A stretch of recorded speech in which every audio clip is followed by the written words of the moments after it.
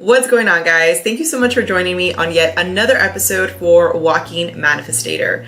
I am your host, Alexa Pena, and I am super excited to be here. Thank you so much for taking time out of your day to embark on this journey of personal self-development. Now, in this podcast, we really just talk about everything related to helping you embody your truest and highest self, whatever that might mean to you, okay?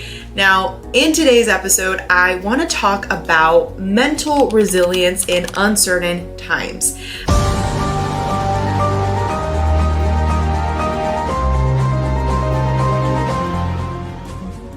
I have 4 key fundamentals that have really helped me in my journey.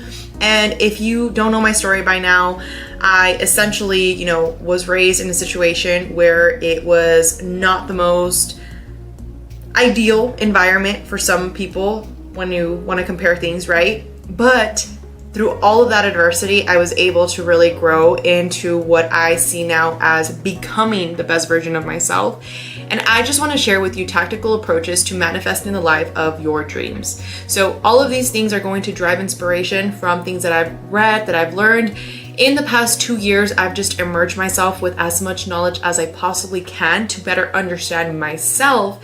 Therefore, by becoming a better version of me, I am able to affect those around me. And that is my goal for you, okay? If there's anything that you take from this, I hope that it's just to continue to aspire to be a better version of you. And this is where mental resilience really plays a huge factor.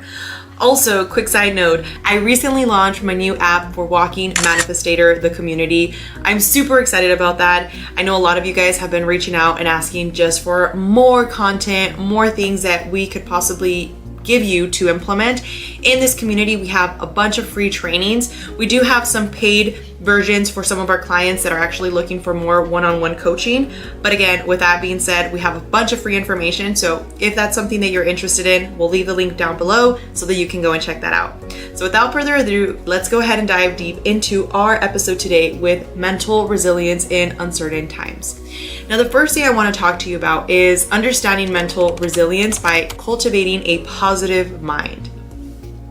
Here's the thing, guys. In life, we're always going to have things that are going to be happening around us. I mentioned this in the last episode where our responsibility is simply our responsibility to how we react to situations.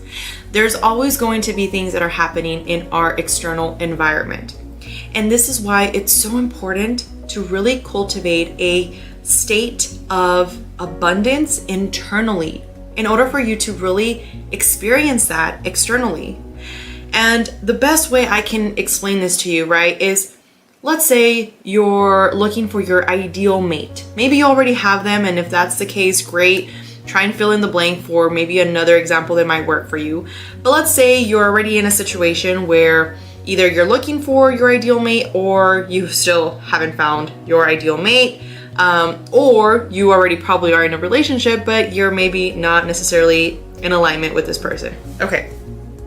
So let's just say that you in a person seek for somebody that is truly invested in personal development, truly wants to become, a higher and better version of themselves. They are funny, they are beautiful, they are courageous. Continue to fill in the blanks. You follow? Now, a lot of the times people expect this out of others, yet how can you attract that into your life if you are not what you seek in somebody else? And this is something that if you really resonate with this message, it's going to really hit home, because I know that's what I used to do. I wanted somebody that could do X, Y, and Z in my life, but yet I wasn't doing those things for myself. And if you cannot do those things for yourself, how can you expect anybody else externally to identify with you?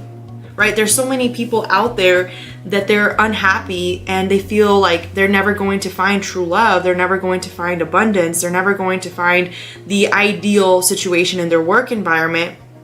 But yet they haven't asked themselves, how can I invest in me? How can I become a better version of myself? And this is something that once you start asking yourself this question versus asking, how can I gain this from somebody else?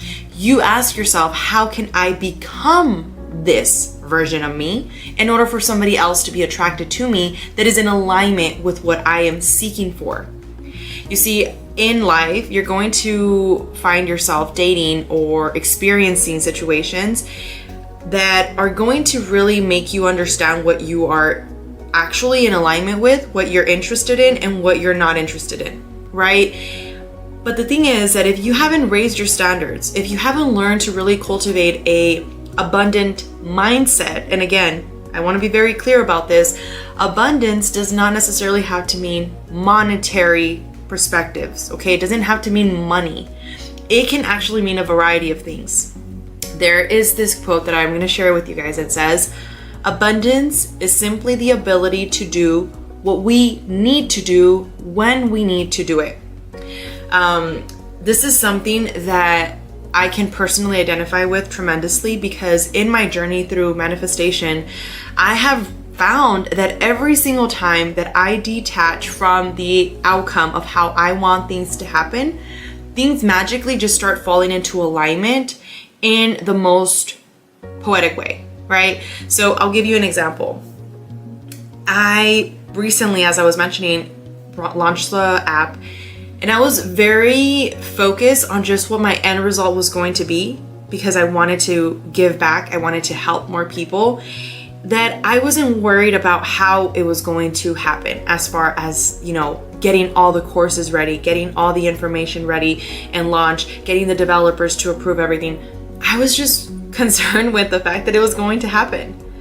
And I know this could be like a silly example now because, in a day-to-day activity that we have going on, sometimes we get so consumed by things that are happening around us that we forget to really appreciate the things that we have that are happening for us.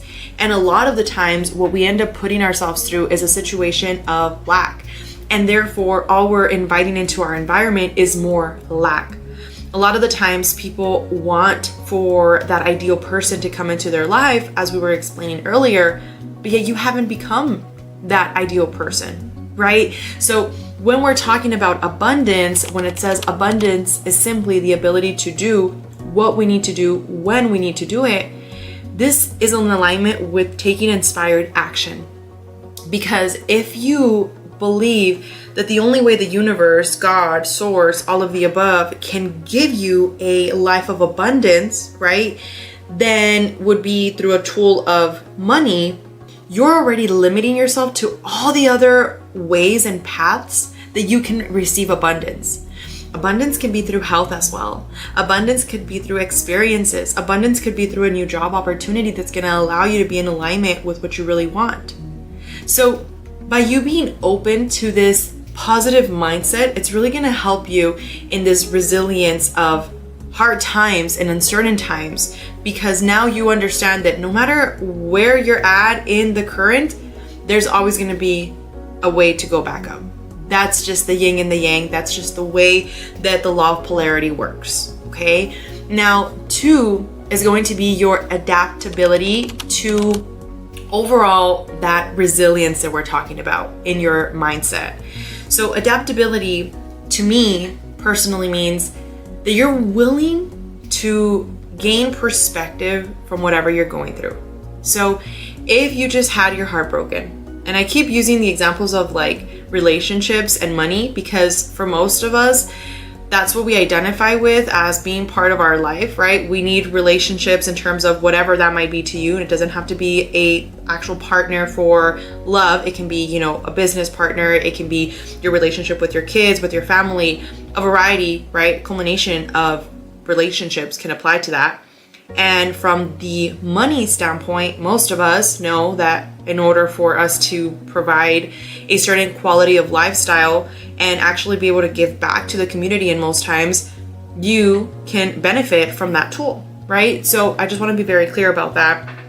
But your ability to really have that adaptability is going to come from understanding that everything you're going through is simply that, something you are going through. And if you can really start wrapping your head around the fact that in that situation, whatever is manifesting into your existence is trying to show you something. It's trying to teach you a lesson. And the only times that you're going to continue to fall in that same exact path is if you have not learned anything from that experience. And this is something that the more you allow yourself to get into your energy, the more that you allow yourself to really identify where these blocks are coming from. We talked about it in one of our episodes. If you haven't checked that one out, the paradigm, right? Understanding your paradigm, which is basically things that have happened in your life. If you do not understand that the things that you went through impacted the way that you now react to the world, you're forever going to play that victim mentality. So this is something extremely important in this journey for you to really understand that adaptability to how the universe is allowing things to manifest is in your best interest versus being so set on how you want them to happen. That's not ideal. And the more that you get so consumed and stuck on how you want things to happen, the more you're pushing that manifestation from actually coming into fruition because you're so consumed with the outcome, you're so consumed with how it's going to happen, that subconsciously what you're doing is you're furthering that goal out into this abyss because you're so consumed with it that you're still not learning anything from that situation. Now, number 3 is going to be really to understand stress management. Now, that to me personally, I know what that feels like because at the beginning when I was really embarking my journey, I found myself going through situations that would really piss me off. Like, that's the bottom line. They would really upset me and I wanted to react. And I had always used this like concept behind, that's just who I am. You know, I didn't have a mom and a dad, so that's just who I am. I, was bullied, so that's just how I am. I didn't have money, so that's just how I am. We went through struggles, so that's just how I am. All of those beliefs were embedded in my brain, in my subconscious brain, that I wasn't really stopping and thinking like, where is this coming from? Like, why do I believe that's just how I am? Why am I not becoming aware of it in order for me to try and change that pattern? Because it's not really being conducive to myself, right? It's really self-destructive, if that. So what really helped me understand, yes, we can sit here and talk about take your breathing work experience very seriously, make sure you're meditating, make sure that you're breathing, make sure that you're taking time for yourself. And those things are super important. If you guys are interested in another episode just talking about self-care in general, we can definitely do that. We can talk about some techniques that you can apply for that. But in this specific technique, as far as the actual stress management, I want you to just become aware of where that block is coming from. Okay? This is a reason why so many people pay, psychologists years and years and years and years to basically hear them and basically vent with them like, well, it's because I was abused when I was little. Oh, well, because I was neglected when I was little. Oh, it's because X, Y, and Z.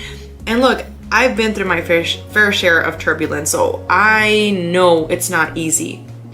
However, changing the narrative in your mind about how that story played out is so pivotal for your change. You're not hurting those people, you're hurting yourself. That's the bottom line. So until you don't identify where that block is coming from, you're going to continue to be miserable. You're going to continue to be unhappy and make all of those people around you unhappy. And this comes hand in hand with your overall tolerance, with your standards, because if you have people in your life that are just constantly taking and taking and taking, and you feel the need to have this like external shell in order for them to not take advantage of you, and this is the case with everything around you, then I really want to encourage you to ask yourself, like, what are you doing in that position? You see, a lot of people they rather be fake. They rather hang out with people that they're not actually happy with than to stand up for themselves. You see it now time and time again, especially the younger generation. I'm 27. I will forever consider myself young.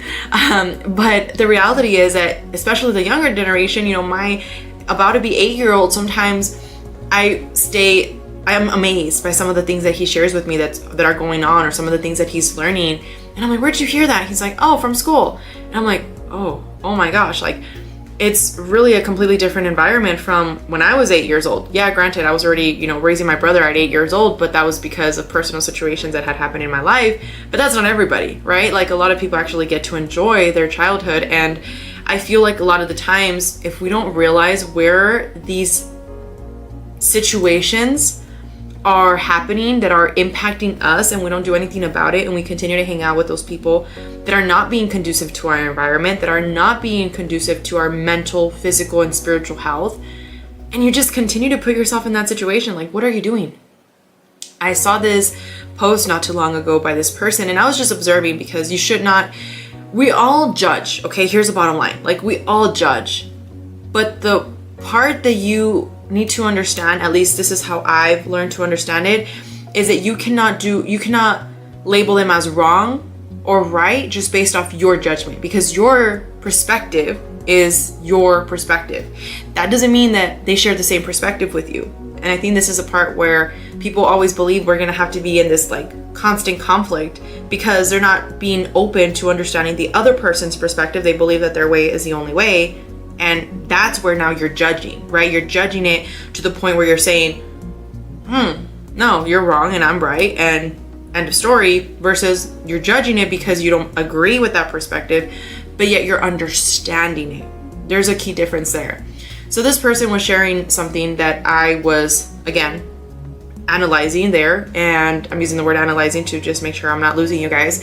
But basically, they were saying how every single relationship is going to continue to be the exact same relationship, because they just believe that that's just what is out there, right? They believe that all women are the same.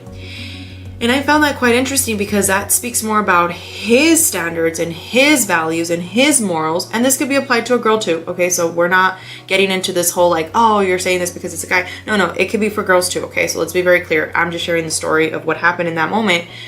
But because of his mindset, right, he is so stuck on the fact that everybody that he dates, everybody that he comes into contact with is going to be the exact same way as that ex-person that he, went in a relationship with. But the reality is that until you learn to actually like analyze, where is this internal block coming from? Where is this anger coming from? Where is this belief coming from? Oh, okay, well, because when I was younger, I dated people this way, and actually I now identified them as a certain type, and I always grew up saying, well, this is my type, this is my type, this is my type. And now I'm in a relationship where, once again, I'm with my type and it's not working out. It's like, interesting. Maybe what we should try and do is, instead of dating somebody else again, maybe work on ourselves so that we can see if we are being the best judge for who we want in our energy, and therefore attracting somebody that won't be your type, but actually somebody that you can consider your life partner for. Some food for thought, okay? So this is super important in your mental resilience, because if you can understand that, you just need to identify where this block is coming from. That's the bottom line. You're human and you're going to get upset, but reacting to those situations is what is going to kill you. Literally, little by little, it's going to start affecting your body. And the more that you become aware of these things, the more you become aware of these triggers, then the more you're going to be able to work on them and become aware of them, and understand that you've given your ego such a hard task. Like, your ego is one part of the equation, and your ego is basically consuming what it believes to be good for you and what it believes to not be good for you, and you're completely disregarding your higher self. You know, that little voice that sometimes tells you to rise to the occasion, and then that other little voice that comes in and like, no, but how are you gonna let that go? What a shame. Like, you're basically letting them walk all over you. And it's like, no, actually, I'm choosing the highway because I'm not willing to exert my energy into something that is not worth it. So this is super important in just understanding yourself better and really breaking free from that stress that constantly arises because you haven't really identified where that block is coming from, okay? So the last one I want to leave you with is going to be really 2-in-1, and that's the power of connection and learning the adversity. So the power of connection is super important because you want to find like-minded individuals, okay? You want to find a community of people that are really going to like just push you forward. Like, I don't know if I believe I shared this in one of my last episodes, but I'm on this journey to give my first TEDx talk, right? And it was crazy because as I shared it with some people, you could see like I don't want to label it as envy, but that's what it is, right? You know that there's people around you that sometimes they're not really rooting for you. They just kind of want to tear you down because they are unhappy with their own life. And I've learned, before I used to like get really mad about that. Now I just observe it, and I actually, like, in my mind, I surround them in this bubble of love. I genuinely wish them love, because I'm like, they just don't understand that I am them and they are me and we are all one, right? We've talked about it, the law of oneness. So when that happens, I just kind of like, you know, it bums you out. Don't get me wrong, it bums you out because when you get at this state of just like wanting the best for yourself, you can't help but want the best for somebody else. Like, good or bad, whatever they've done to you, you actually do. And I know that it can take a while to get there, especially like when we have situations with our family, personal, emotional, physical abuse. Like, I totally get that, but it's a constant practice. It's a muscle. You're working that out. So when that happened and I was sharing that story, I could see like the way that they reacted to it, and I was like, oh, okay, like just kind of let it go. And then I made friends with this girl. Shout out to you, Jody, if you're listening to this podcast. But she's amazing. Like, she's a badass. And basically we're talking about just, you know, our journey. She's a cancer survivor and she's just amazing. And she was just so encouraging. And I've literally known this person for less than a year. Like, I'm telling you, like, months. Like, I met her around like October, November of last year. And she's shown more support than some of those people that I've had in my life for such a long time. And that's the importance of community. When you start working on yourself, you're going to start attracting more people that are going to be in alignment. This is why they call it your tribe, right? Your people. And this is the thing, like, if you continue to hang out with people that are not really being conducive, am I saying go and drop all your friends? No, but you can show them by example. The next time that they say, hey, look at what so-and-so did, you maybe change the conversation. You're like, you know what? I really don't want to exert my energy, like, talking about this person. Like, so what are you planning on doing this weekend? Like, what do you want to do, right? Changing that narrative is going to be so important to show these people that you have around you that you actually have an influence on to choose a highway. And that's where mental resilience really comes into play, because now you're choosing a different mechanism versus like tearing other people down. Did you know that like when you make fun of other people, like it's just a coping mechanism? There's something internally within you that you feel insecure about.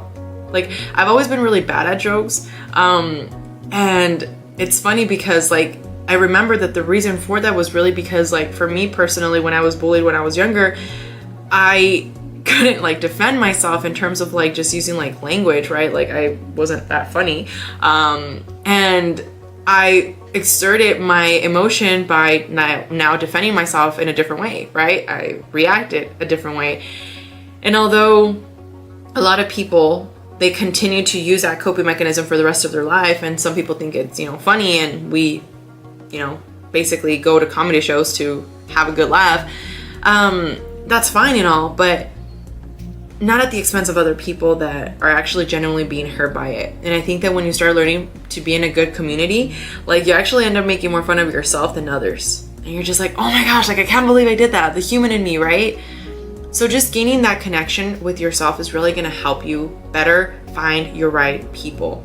And this is why the power of connection and really learning through adversity, embracing that situation that you went through, embracing whatever experience you had to learn from that.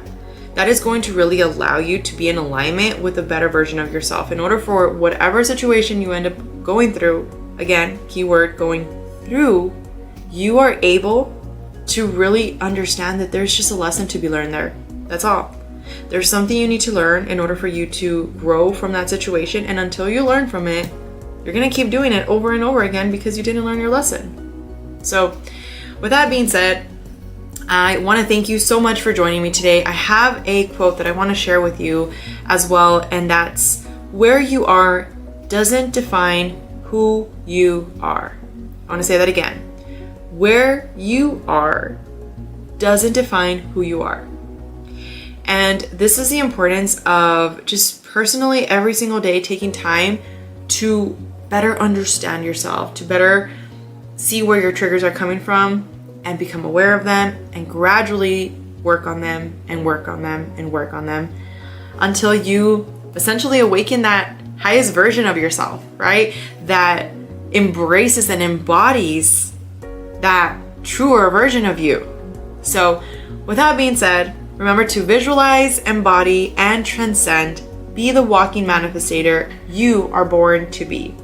Thank you so much for giving me your time today. I genuinely appreciate it. I hope to hear more from you guys in the community. And with that being said, I'm sending you much love.